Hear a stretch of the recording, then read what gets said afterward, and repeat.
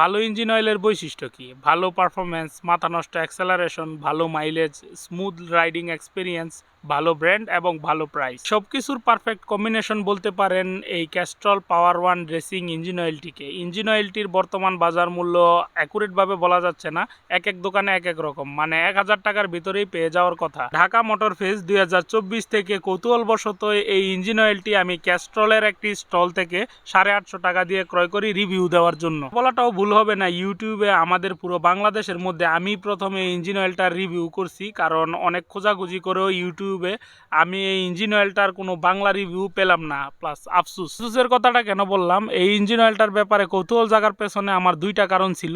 এক হচ্ছে brand value এবং তার প্রাইস, মানে এই দামে ফুল সিনথেটিক একটা ইঞ্জিন অয়েল, তাও আবার এইরকম ব্র্যান্ডের, ভাবা যায়?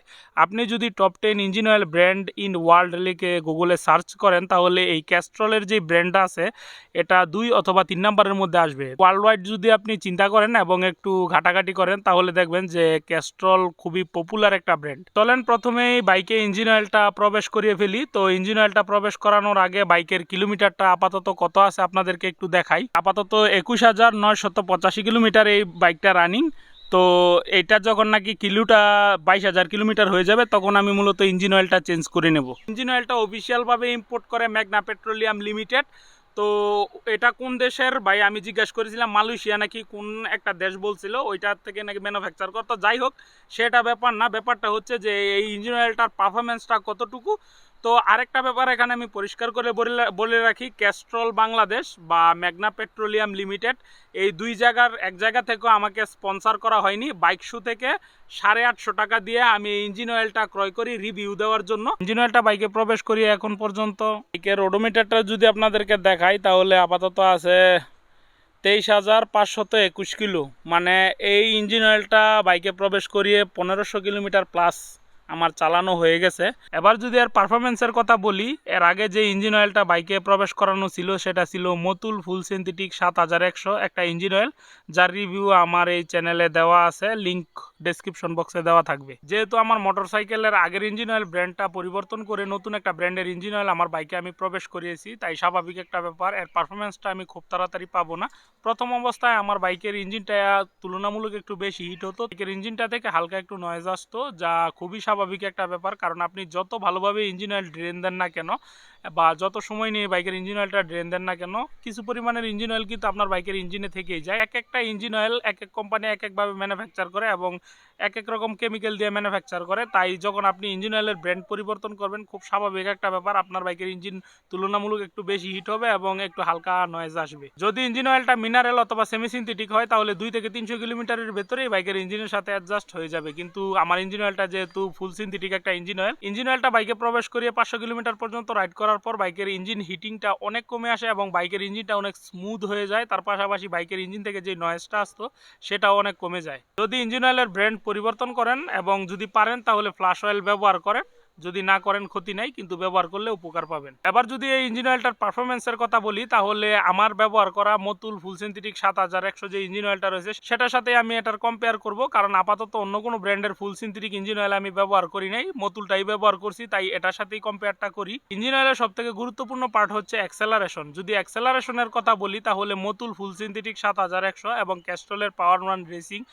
বা আলটিমেট অ্যাক্সেলারেশন এই দুইটা ইঞ্জিন অয়েলকেই আমি 10-এর মধ্যে 10 দেব। এবার যদি বলি স্মুথনেসের কথা তাহলে মতুল ফুল সিনথেটিক ইঞ্জিন অয়েলটা থেকে ক্যাস্ট্রলের পাওয়ার ওয়ান রেসিং এই ইঞ্জিন অয়েলটা আমার কাছে একটু বেশি স্মুথ মনে হয়েছে।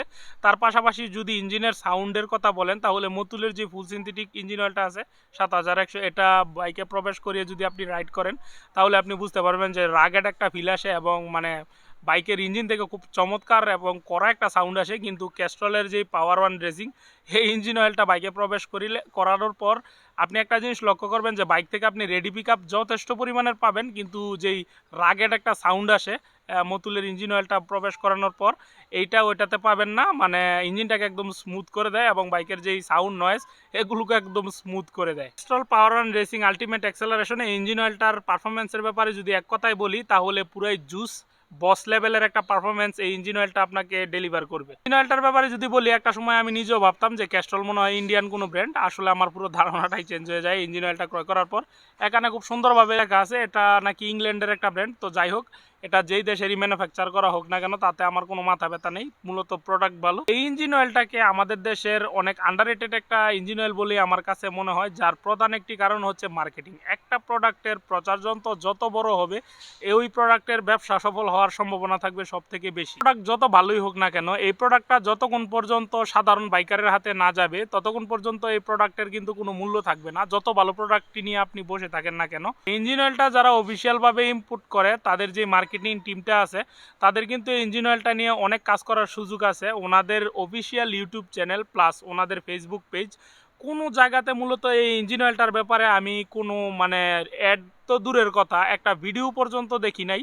তার পাশাপাশি এই ইঞ্জিন অয়েলটার ব্যাপারে যখন আমি ওই যে বাইক শো বা মোটর ফেস্টে যেই মার্কেটিং টিমটা ছিল ওনাদেরকে যখন আমি জিজ্ঞেস করি যে ইঞ্জিন অয়েলটা দিয়ে আপনারা কত কিলো রেকমেন্ড করেন চালানোর জন্য, তো ওনারাও কিন্তু আমাকে খুব একটা সদুত্তর দিতে পারেনি। ওনারা বলছে যে 1500 থেকে 2000 কিলোমিটারের ভেতরেই চালানোর জন্য, কিন্তু আপাতত এই ইঞ্জিন অয়েলটা আমি 2000 কিলোমিটারের মতো প্রায় চালিয়ে ফেলেছি, কিন্তু এখন পর্যন্ত এর যে পারফরমেন্সটা মানে মাথা নষ্ট একটা পারফরমেন্স এবং যথেষ্ট স্মুথ আমার বাইকের ইঞ্জিনটা আমার মনে হয়েছে। এবং আমার মনে হলো যে ইঞ্জিন অয়েলটা দিয়ে আমি অনায়াসে 3 থেকে 3500 কিলোমিটার পর্যন্ত রাইড করতে পারবো। কিন্তু আপাতত ভাই যদি আমার কথাই বলি তাহলে এই ইঞ্জিন অয়েলটার যদি পুরো রিভিউ আমার দিতে হয়, ধরেন এই ইঞ্জিন অয়েলটা কমপক্ষে 3000 কিলো আমার রাইড করতে হবে। এখন পর্যন্ত আমি প্রায় 2000 কিলোমিটার রাইড করছি, তো দৈনিক 10 থেকে 20 কিলোমিটারের বেশি কিন্তু আমার রাইড করা হয় না। তো আপনি চিন্তা করেন যে মোটর ফেস্ট 2024 কত তারিখে হয়েছে এবং আজকে স্টিল নাও ভিডিওটা যখন আমি দিচ্ছি ইউটিউবে, তো কত তারিখ হলো, তো 2000 কিলোমিটার নেহাত কম না একটা ইঞ্জিন অয়েলের রিভিউ দেওয়ার জন্য। এবং আমি নিজেই এটা রাইড করছি। ইউটিউবের মধ্যে বড় বড় যে রিভিউগুলো পাওয়া যায় ইঞ্জিন অয়েলের, ওই ইঞ্জিন অয়েলগুলোর ব্যারিয়ার থেকে বেরিয়ে এসে যদি ভালো কোনো একটা প্রোডাক্ট ব্যবহার করতে চান তাহলে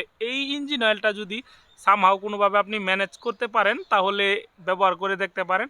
আশা করি আশাহত হবেন না। অয়েলটা যদি কোনো জায়গায় না পান তাহলে মেঘনা পেট্রোলিয়াম লিমিটেড বা ক্যাস্ট্রল বাংলাদেশ লিখেই ফেসবুকে সার্চ দিবেন এবং ওনাদের যেই পেজটা আছে ওইটাতে ওনাদের একটা কন্ট্যাক্ট নাম্বার থাকে, ওই কন্ট্যাক্ট নাম্বারে যোগাযোগ করলে আপনার এলাকার যেই ডিলার থাকে ওর নাম্বার হয়তো বা সামহাও ম্যানেজ হয়ে যেতে পারে। দিন শেষে ওই প্রোডাক্টটাই ব্যবহার করেন যেই প্রোডাক্টটা ব্যবহার করে আপনি মানসিক শান্তি অনুভব করেন। এতে করে আপনি নিজেও ভালো থাকবেন এবং আপনার বাইকটিও ভালো থাকবে। এই ইঞ্জিন অয়েলটা যারা অফিসিয়ালভাবে ইম্পোর্ট করে, ইঞ্জিন অয়েলটা ছাড়াও কিন্তু আরও 2টা ইঞ্জিন অয়েল ওনারা অফিসিয়ালভাবে এনে থাকে। এই ইঞ্জিন অয়েলের যেই মাদার কোম্পানিটা আছে সেটা হচ্ছে বিপি গ্রুপ।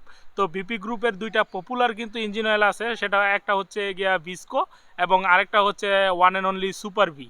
তো ওই 2টা ইঞ্জিন অয়েলও কিন্তু ওনাদের কাছে আপনারা পেয়ে যাবেন।